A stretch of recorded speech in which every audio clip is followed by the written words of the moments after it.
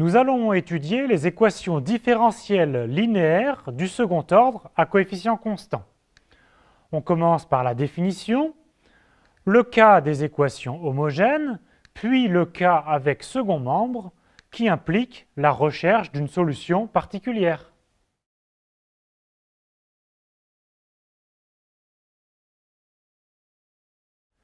Une équation différentielle linéaire du second ordre à coefficient constant est une équation de la forme AY seconde plus BY' plus CY est égal à G de X, où A, B et C sont des constantes réelles, d'où le nom. Par contre, G est une fonction continue définie sur un intervalle ouvert I.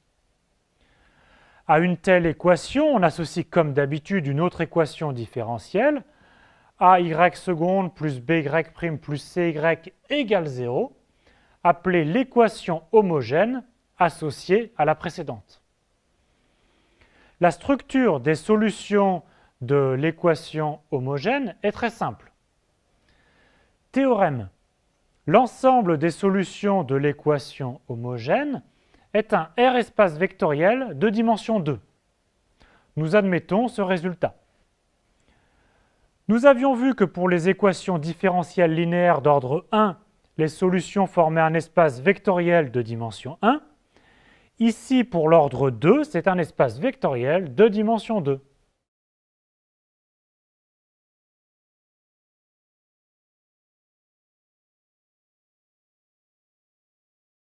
Voyons comment résoudre les équations différentielles linéaires du second ordre à coefficient constant sans second membre.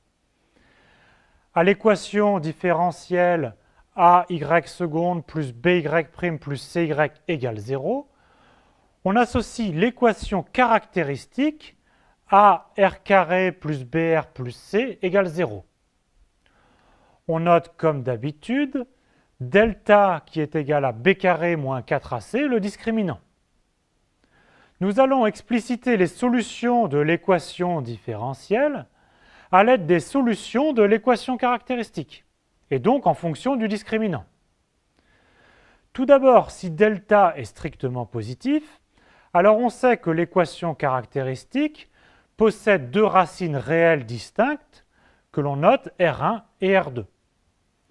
Dans ce cas, les solutions de l'équation différentielle sont exactement les y de x, qui est égal à lambda exponentielle R1x plus mu exponentielle R de x, avec lambda et mu des constantes réelles quelconques.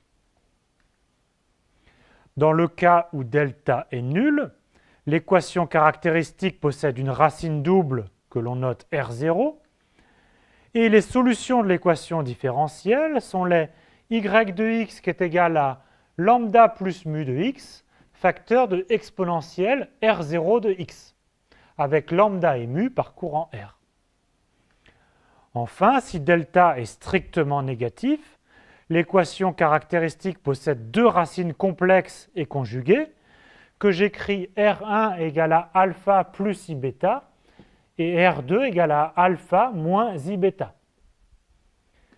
Ici, les solutions de l'équation différentielle sont les fonctions y de x égale à exponentielle alpha de x, facteur de lambda cosinus bêta x plus mu sinus bêta x, et encore une fois, lambda et mu appartiennent à R.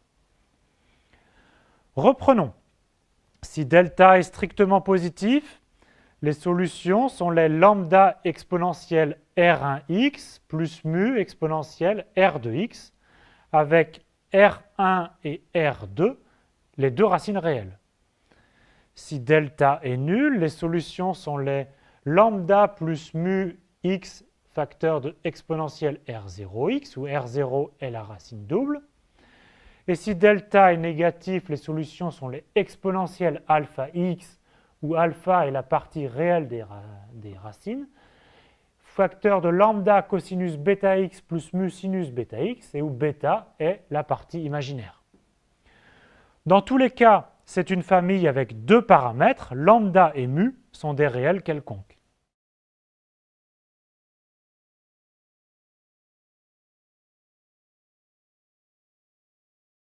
Illustrons chacune des situations du théorème par un exemple. Commençons par résoudre l'équation y seconde moins y' moins 2y est égal à 0. L'équation caractéristique est donc r carré moins r moins 2 est égal à 0. Le discriminant est ici strictement positif et on a deux racines r1 égale à moins 1 et r2 est égal à 2. Alors, par le théorème, les solutions sont l'ensemble des fonctions y de x qui est égal à lambda exponentielle moins x plus mu exponentielle 2x pour lambda et mu des réels quelconques. On retrouve ici la racine moins 1 et ici la racine 2. Passons à y seconde moins 4y' plus 4y est égal à 0. Son équation caractéristique est r carré moins 4r plus 4 est égal à 0, pour lequel le discriminant est nul, et la racine est donc une racine double, r0 est égal à 2. Alors les solutions sont les y de x qui est égal à lambda x plus mu facteur de l'exponentielle 2x. On retrouve la racine double ici. Et notez bien le facteur lambda x plus mu avec lambda et mu des réels quelconques. Enfin, pour y seconde moins 2y' plus 5y est égal à 0, son équation caractéristique est r carré moins 2r plus 5 égale à 0. Dans ce cas-là, le discriminant est strictement négatif et on a deux solutions complexes conjuguées qui sont 1 plus 2i et 1 moins 2i. Les solutions sont les y de x égale à exponentielle x facteur de lambda cosinus 2x plus mu sinus 2x. On retrouve ici la partie réelle 1 et ici et là la partie imaginaire 2.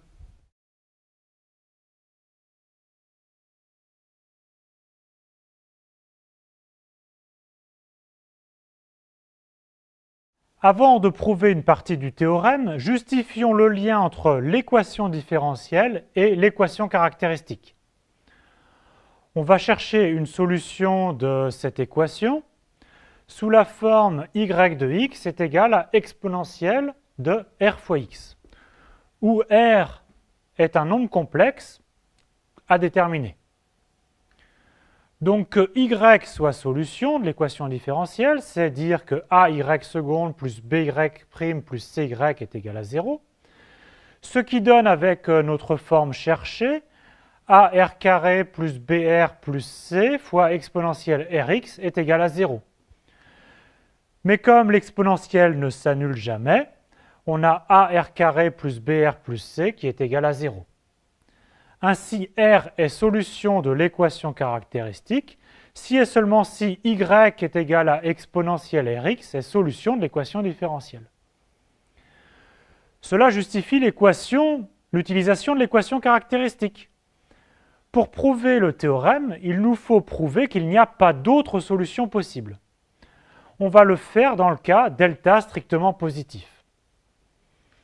Dans ce cas-là, l'équation caractéristique a deux racines réelles distinctes, R1 et R2, et on obtient ainsi deux solutions, y1 égale à exponentielle R1x et y2 égale à exponentielle R2x. Ces deux fonctions sont linéairement indépendantes dans l'espace vectoriel des fonctions de R dans R, car R1 est différent de R2. L'espace des solutions est un espace vectoriel de dimension 2. C'est le théorème du début de cette vidéo, théorème que l'on a admis. Alors, ces deux solutions indépendantes forment une base de l'espace de solutions. C'est-à-dire que toute solution est combinaison linéaire de exponentielle R1x et exponentielle R2x. Elle s'écrit donc lambda exponentielle R1x plus mu exponentielle R2x, où lambda et mu sont des constantes réelles.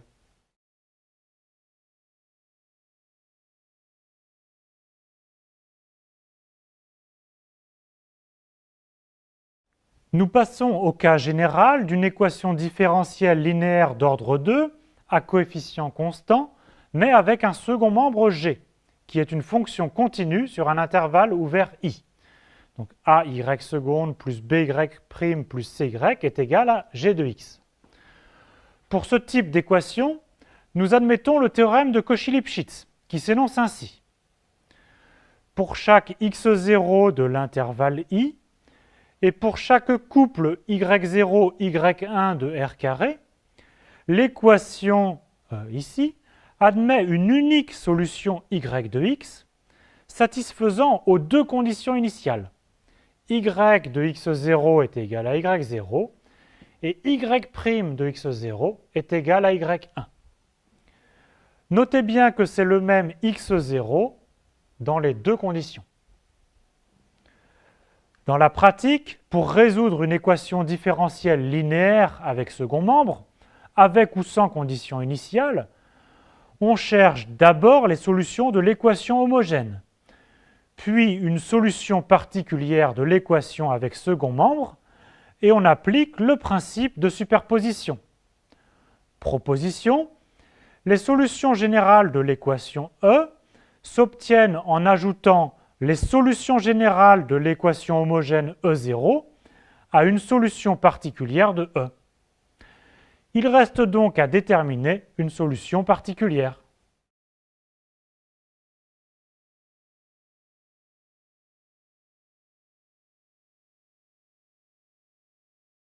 On donne deux cas particuliers importants et une méthode générale. Premier cas particulier, le second membre est du type exponentielle fois polynôme. Dans ce cas, on cherche une solution particulière aussi sous la forme exponentielle fois polynôme. Plus précisément, si le second membre est exponentielle alpha x fois p de x, alors il va y avoir une solution particulière de la forme exponentielle alpha x fois q de x si alpha n'est pas une racine de l'équation caractéristique. Il va y avoir une solution de la forme x exponentielle alpha x fois q de x si alpha est une racine simple de l'équation caractéristique. Et enfin, une solution particulière de la forme x carré exponentielle alpha x fois q de x si alpha est une racine double de l'équation caractéristique. Dans tous les cas, q de x est un polynôme de même degré que p. Second cas particulier, le second membre est du type exponentielle alpha x facteur de p1 de x cosinus bêta x plus p2 de x sinus bêta x, p1 et p2 étant des polynômes. Encore une fois, on cherche une solution particulière du même type, qui sera soit exponentielle alpha x q1 de x cosinus bêta x plus q2 de x sinus bêta x, ou alors x exponentielle alpha x q1 cosinus bêta x plus q2 sinus bêta x, selon que alpha plus i bêta n'est pas ou est une racine de l'équation caractéristique.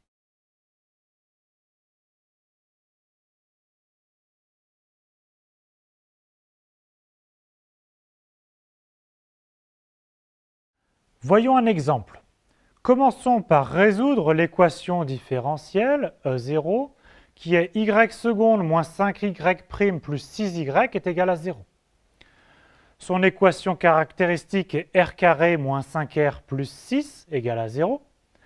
Delta est strictement positif et les deux solutions sont R1 est égal à 2 et R2 est égal à 3. Donc l'ensemble des solutions de E0, c'est l'ensemble des lambda exponentielle 2x plus mu exponentielle 3x, lambda et mu parcourant R.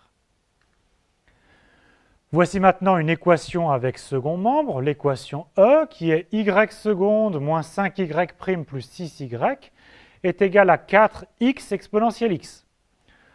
Le second membre est du type polynôme fois exponentielle, donc on va chercher une solution particulière aussi sous cette forme-là. Plus précisément, c'est ici un polynôme de degré 1 fois exponentielle de 1 fois x. Et 1 n'est pas racine de l'équation caractéristique. Donc on cherche une solution particulière sous la forme y0 égale à ax plus b, facteur de exponentielle x. Lorsque l'on injecte y0 dans l'équation E, on obtient une succession d'équivalences que je vous laisse vérifier en détail.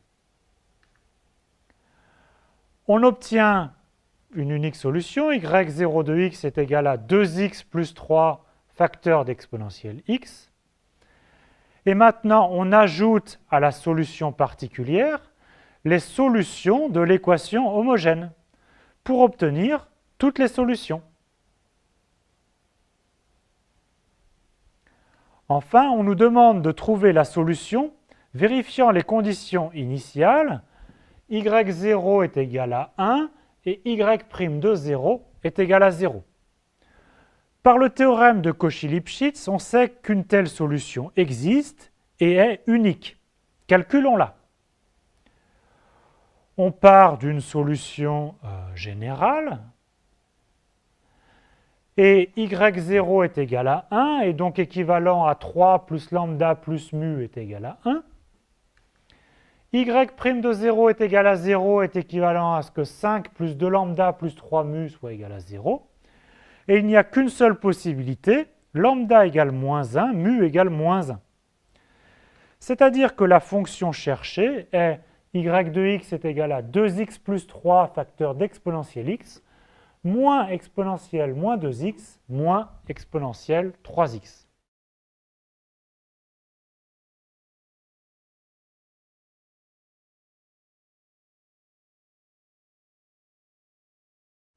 Une méthode générale pour trouver une solution particulière est la méthode de variation des constantes. Notons y1 et y2, une base de solution de l'équation homogène E0. La méthode de variation des constantes consiste à chercher une solution particulière de l'équation avec second membre sous la forme y0 égale à lambda y1 plus mu y2, mais cette fois lambda et mu sont des fonctions qui doivent vérifier le système suivant. Lambda' y1 plus mu' y2 est égal à 0, et lambda' y1' plus mu' y2' est égal à g de x sur a, où g et a proviennent de notre équation avec second membre. Alors pourquoi cela? Si y0 est une telle fonction, alors sa dérivée va se simplifier en lambda y1' plus mu y2', et sa dérivée seconde devient g de x sur a plus lambda y1 seconde plus mu y2 seconde. Et maintenant, avec ces conditions, l'équation E est vérifiée par y0. C'est un simple calcul que je vous laisse lire et qu'il faut refaire à chaque fois. On utilise le fait que y1 et y2 sont solutions de l'équation homogène. Alors le système S se résout facilement. C'est un système linéaire à deux équations et deux inconnus. Les deux inconnus sont les fonctions lambda' et mu'. Cela donne l'expression pour lambda' et mu', puis on retrouve les fonctions lambda et mu par intégration.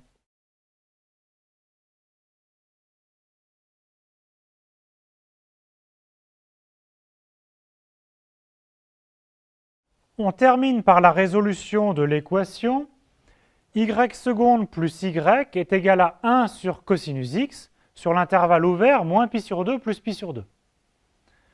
Alors l'équation homogène est y seconde plus y est égal à 0 et ses solutions sont les lambda cosinus x plus mu sinus x où lambda et mu sont des constantes quelconques.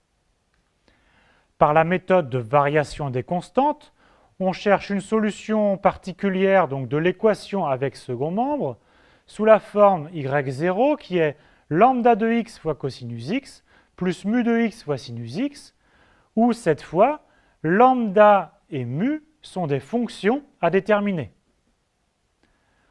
Alors on sait qu'elles doivent vérifier le système suivant. Lambda' y1 plus mu' y2 est nul. Et lambda' y1' plus mu' y2' est égal à g de x sur a, qui s'écrit ici, donc lambda' fois cosinus x plus mu prime fois sinus x égale 0, et moins lambda prime sinus x plus mu prime fois cosinus x est égal à 1 sur cosinus x. En multipliant la première ligne par sinus x et la deuxième par cosinus x, on obtient ceci. Maintenant, par somme de ces deux lignes, on obtient que mu prime est égal à 1. Alors, comme mu prime est égal à 1, on peut choisir mu de x est égal à x. Et alors, la première ligne de cette équation, maintenant que mu prime est égal à 1, devient tout simplement lambda prime est égal à moins sinus x sur cosinus x, et donc on peut intégrer en lambda de x égale à log de cosinus x. On vérifie pour se rassurer que y0 de x, qui est maintenant log de cosinus x fois cosinus x, plus x fois sinus x, est bien une solution particulière de notre équation de départ. Et maintenant, l'ensemble des solutions de notre équation de départ sont exactement les solutions de l'équation homogène, lambda cosinus x plus mu sinus x, lambda et mu sont redevenus des constantes réelles, plus notre solution particulière, logarithme de cosinus x fois cosinus x plus x fois sinus x.